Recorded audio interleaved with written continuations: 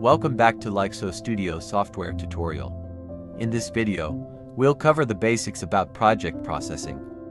And around the end, we'll go over coordinate transformation through ground control points and RTK.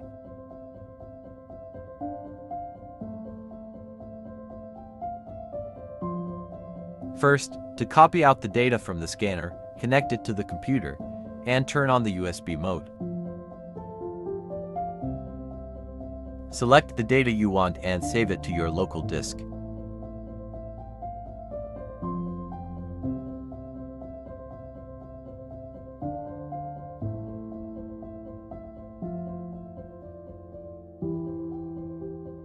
By default, the raw data folder is named after the project start time, but feel free to give it a more reasonable name.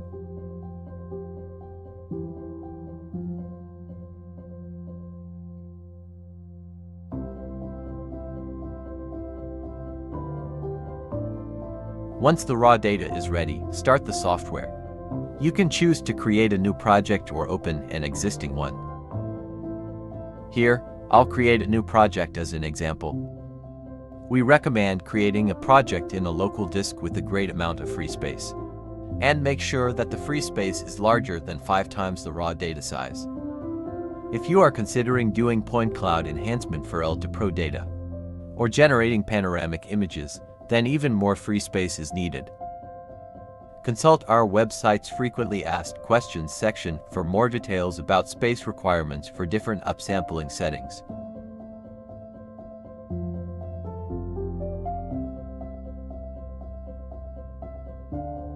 Once the software is started, go to the Processing tab and click Project Processing. Under Project File, select the raw data you would like to process. To double-check whether you have selected the correct folder, click Inside, and you should see Project Data Folder and External Data Folder.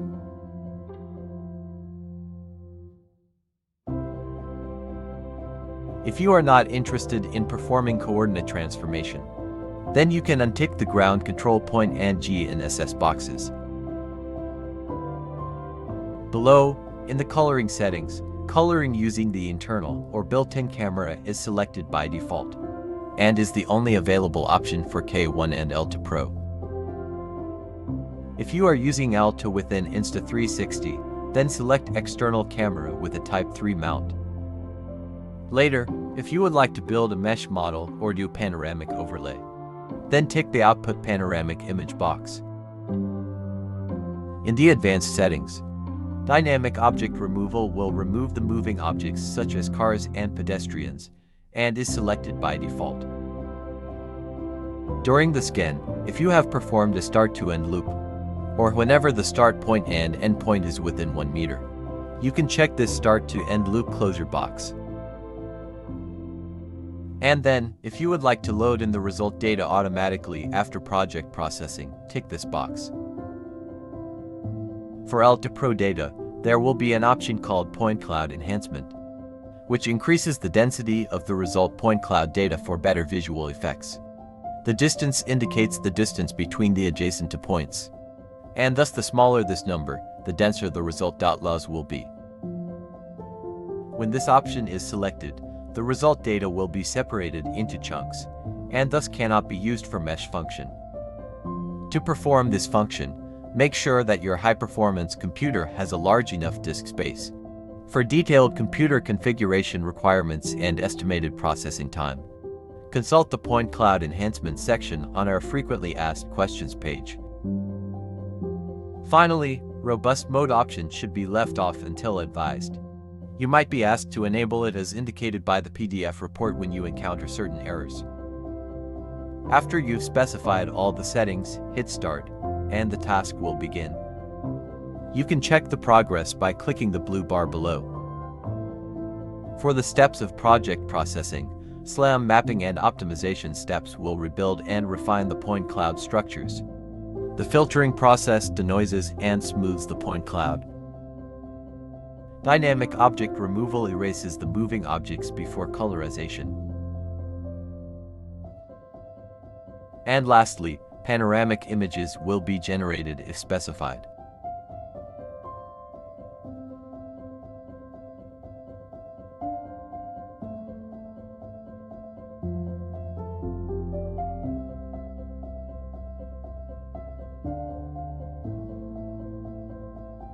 If you'd like to do coordinate transformation with ground control points, untick the GNSS box and choose the absolute coordinates file, which records the real coordinates of those points you collected during the scan.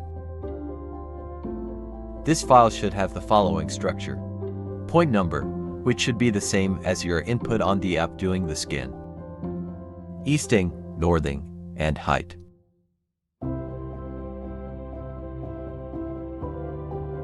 Once it's loaded, you can click the Edit GCP button to perform a visual check of those points.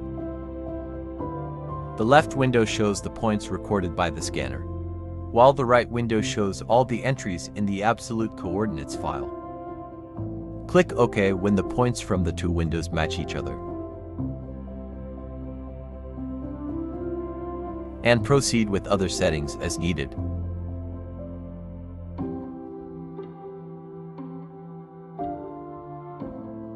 When you have scanned the project with the RTK module installed and connected to your GNSS provider, you can use the RTK data alone to georeference your point cloud. Click on RTK setting to navigate to the RTK setting page. On the window above, it shows the location and number of RTK points available to perform coordinate transformation. Adjusting HDOP, number of satellites, and RTK angle value will influence the number of available points. It is recommended that you proceed with the default numbers for these three fields. For more details on these parameters, refer to the software user manual. Below, under Source Coordinate, choose the coordinate system of the RTK data you received. Under Target Coordinate, choose the coordinate system you would like to reference your point cloud into. Below, these following parameters specify the projected coordinate system information. If you are unsure about these parameters from your project of interest, consult the official EPSG website. For the height fitting box, only tick it when your geoid model is provided in the drop-down list. Other geoid models are currently not supported. At the bottom, these fields are for 7 parameters which are used for transformation between ellipsoids. Whenever the source ellipsoid is different from the target ellipsoid, such as in this case, you would need to provide the 7 parameters. It takes CSV or TXT files, inside which the 7 parameters should be listed in the following order: XYZ translation, XYZ rotation, and scale. Once all the parameters are provided, you can click OK to proceed to other settings. For more details on the RTK settings, refer to the user manual and RTK setting guide document, which could be found on our official website and down in the description below.